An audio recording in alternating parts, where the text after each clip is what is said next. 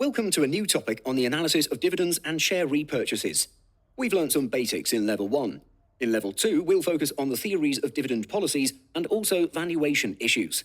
We shall start off with an introductory lesson on the forms of dividends. Let's dive right in. A cash dividend is a cash distribution a company makes to its shareholders. When the word dividend is mentioned, it usually refers to cash dividends unless otherwise stated. Unlike interest payments, dividends to common stockholders are not an obligation, but are entirely up to the discretion of the management. Cash dividends are typically paid out regularly at known intervals and are known as regular cash dividends. Generally, companies strive for stability in their regular dividends, increasing them slowly and refraining from any reductions. A long-term record of stable or increasing dividends is widely viewed by investors as a sign of a company's financial stability. In some countries, companies can have dividend reinvestment plans that automatically reinvest all or part of the regular cash dividend by purchasing additional shares. If the additional shares are purchased from the open market, it's known as an open market DRP. If they are newly issued by the company, it's a new issue DRP or scrip dividend scheme in the UK. For the company, a DRP promotes a diverse shareholder base because DRPs provide a cost-effective opportunity for small shareholders to accumulate shares. DRPs also promote long-term investment. New issue DRPs allow companies to raise additional capital without the flotation cost of a secondary offering. DRPs offer shareholders a number of potential advantages. First, DRPs generally allow for purchase of additional shares with no transaction costs. Second, DRPs allow shareholders to benefit from cost averaging. And third, the shares are sometimes offered to DRP participants at a discount to market price. One disadvantage of DRPs is that shareholders may have to cope with additional record-keeping for tax purposes. Sometimes dividends reinvested at a market price higher than the original purchase price increase the average cost basis. Additionally, dividends are fully taxed in the year they're paid, even if they're reinvested. This last point infers that it makes more sense to hold DRPs in tax-sheltered accounts like retirement accounts. Besides regular dividends, companies also pay irregular one-off dividends, commonly called special dividends or extra dividends. Many cyclical firms use special dividends to share profits with shareholders when times are good, but maintain the flexibility to conserve cash when profits are poor. Special dividends can also be paid by companies that do not pay regular cash dividends. A liquidating dividend is a special type of one-off dividend that's usually paid by a company when the whole firm or part of the firm is sold. This may also be the case where the firm pays a dividend that exceeds its accumulated retained earnings, resulting in an impairment of stated capital. In either case, liquidating dividend is considered to be a return of capital to the shareholders as opposed to a distribution from earnings or retained earnings. When a firm pays out cash dividends, the cash leaves the company's books and equity is reduced by the amount of cash paid out.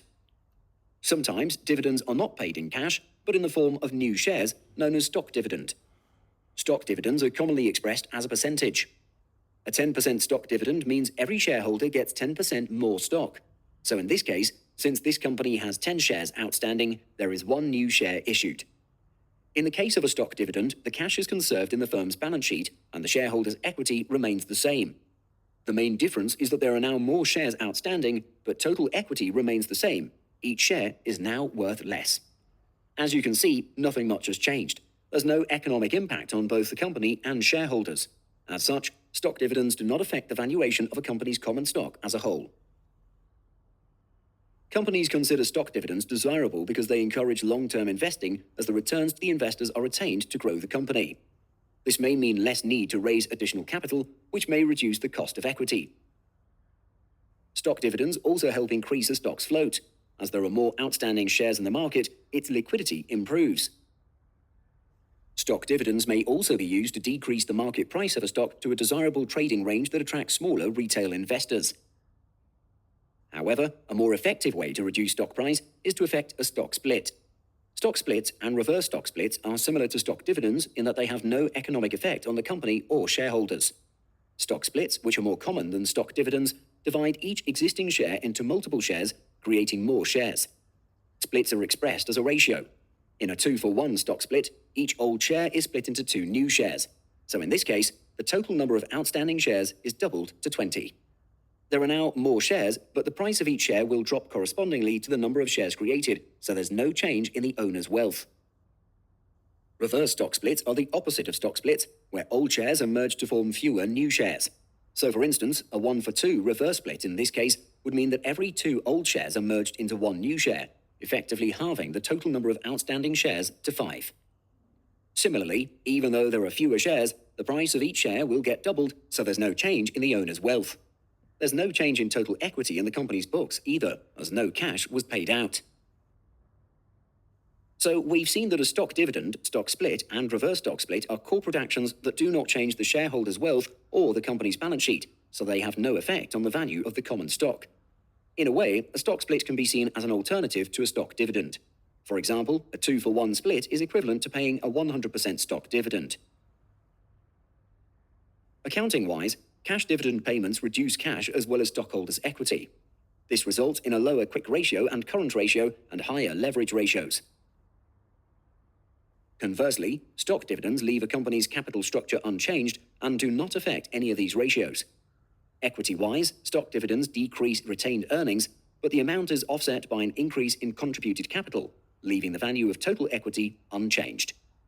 And that summarizes the various forms of dividends. Do know the terms and the differences between each type of dividend. In our next lesson, we'll learn theories of dividend policy. See you again.